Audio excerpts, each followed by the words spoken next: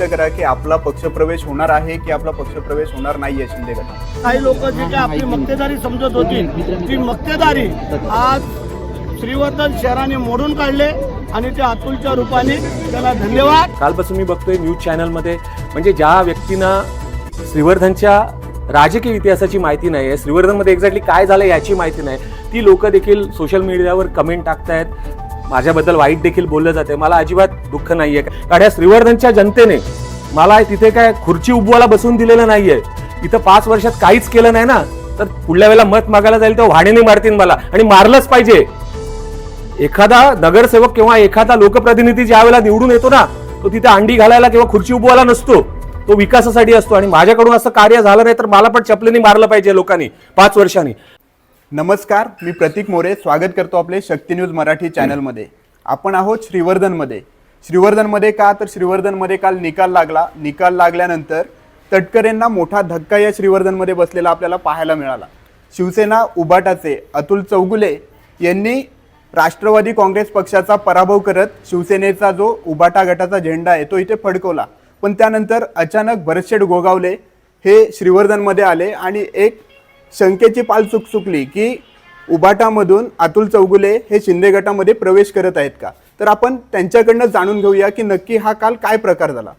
अतुलजी नमस्कार. सगळ्यात पहिले तुमचं अभिनंदन की काल तुमचा एवढा मोठा विजय झालेला आहे. तर तुम्ही काय सांगाल की कालपासून एक चर्चेला उधाण आलेलं आहे की शिवसेनेतून उबाटामधनं निवडणूक जिंकल्यानंतर तुम्ही शिंदे गटामध्ये प्रवेश करणार आहात, याचा काय तुम्ही खुलासा कराल. सर, काल जेव्हा सर्वप्रथम निकाल लागल्यानंतर विजय मिरवणूक काढण्यात आली.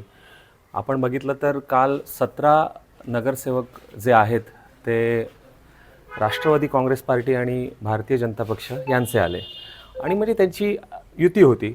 आणि विरोधामध्ये म्हटलं तर मी सोडलो नगराध्यक्षपदाचा उमेदवार, तर आमच्या पॅनलचा म्हणजे भारतीय राष्ट्रीय काँग्रेस आणि शिवसेना उद्धव बाळासाहेब ठाकरे आपल्या जे काही प्रश्न आहे त्याचं उत्तर मला वाटतं मी जे बोलतोय त्याच्यातच आलेलं आहे. आमच्या महाविकास आघाडीचा एकही नगरसेवक आला नाही.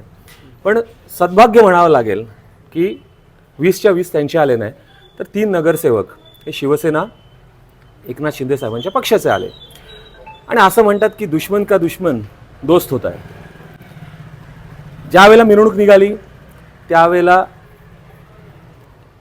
माननीय मंत्री भरतशेठ गोगावले त्या ठिकाणी त्यांच्या उमेदवारांचं स्वागत करण्यासाठी आले. आणि त्यावेळेला साहेबांची, भरतशेठ गोगावले साहेबांची आणि माझी भेट झाली. त्यांनी मला अभिनंदन केलं.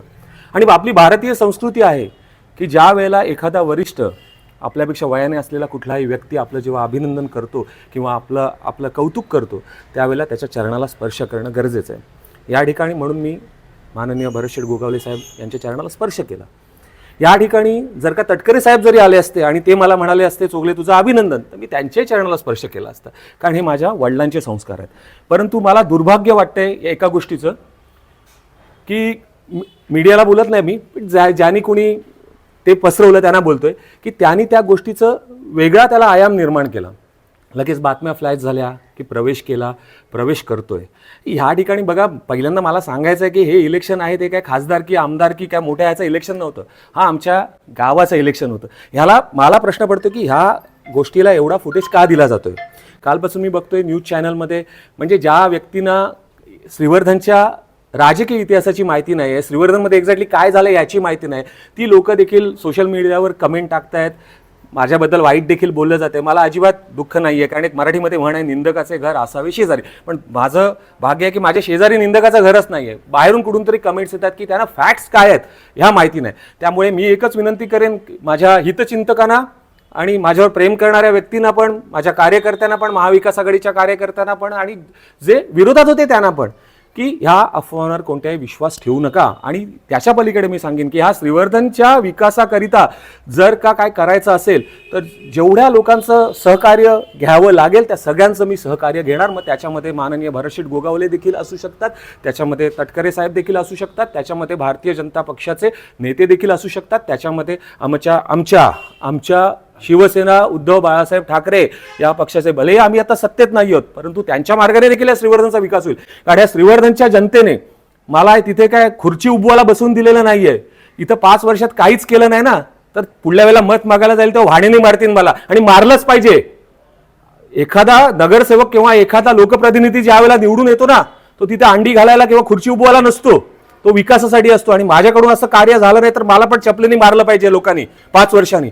आणि ती वेळ येऊ नये म्हणून ज्यांची ज्यांची मदत घेता येईल विकासाकरिता, पैसे कमवण्यासाठी आणि स्वतःची उखळ पांढरे करण्याकरता नाही, विकासाकरता ज्यांची ज्यांची मदत घ्यावी लागेल त्या प्रत्येकाची मी मदत घेणार आणि माझ्या श्रीवर्धनला स्वप्नातली नगरी बनवणार. नक्की आपली भूमिका जी असणार आहे या निवडणुकीच्या नंतरची, ती आपण स्पष्ट करा की आपला पक्षप्रवेश होणार आहे की आपला पक्षप्रवेश होणार नाहीये शिंदे गटामध्ये. सर, पहिली गोष्ट मी सांगतोय, मी माझ्या ह्याच्यातून तुम्हाला उत्तर दिलेलं आहे. पक्षप्रवेश वगैरे ह्या गोष्टी विनाकारण ह्या पसरवल्या जात आहेत, म्हणजे त्याचा काही संबंधच नाही. हा, मी एक गोष्ट सांगतो की माझ्या पण काही भावना आहेत. मला सुद्धा खूप दुःख झालं की काही आमच्या लोकांनी काही आम्हाला सपोर्ट केला नाही. परंतु मी आवर्जून सांगितलं काल सुद्धा, ग्राउंड लेवलचे जे कार्यकर्ते होते माझ्या तालुक्यातले, त्या प्रत्येकाचा ह्याचा सिंहाचा वाटा आहे. आणि खरं म्हणाल तर माझ्या बाजूला आज आमचे शिगवण साहेब उभे आहेत. शिगवण साहेब आमचे तालुका प्रमुख आहेत उद्धव बाळासाहेब ठाकरे पक्षाचे. शिगवण साहेब आज 60-65 वर्षाची व्यक्ती आहे. मी जेवढा चाललोय तेवढा आमचे शिगवण साहेब चाललेत. हे तर माझ्यापेक्षा सगळे तरुण आहेत. आमचे टोलकर साहेब आहेत, महाविकास आघाडीचे आमचे उमेदवार आहेत काँग्रेसचे. प्रत्येकाचा वाटा आहे. त्यामुळे तो त्यांचा वाटा विसरून केवळ स्वार्थासाठी किंवा श्रीवर्धनच्या विकासाच्या नावाखाली असं काही होणार नाही. जे काय होईल ते फक्त विकासाकरता होईल आणि ते पण सगळ्यांना घेऊन. अतुल चोगले कोण हो? एकटा कोण नसतो. माझं या संविधानाने मला फक्त एका मताचा अधिकार दिलेला आहे आणि बाकी सगळे लोक आपल्याला व्होटिंग करतात ना, म्हणून आपण त्या ठिकाणी होतो. आणि हे मीच नाही, हे प्रत्येक राजकारण्यांनी समजून घ्यायला पाहिजे की आपली लायकी काय नसते, जनतेमुळे आपण असतो. तर हे होते अतुल चौगुले. त्यांनी आपली भूमिका स्पष्ट केलेली आहे की नक्की ते पक्षप्रवेश करणार आहेत की नाही.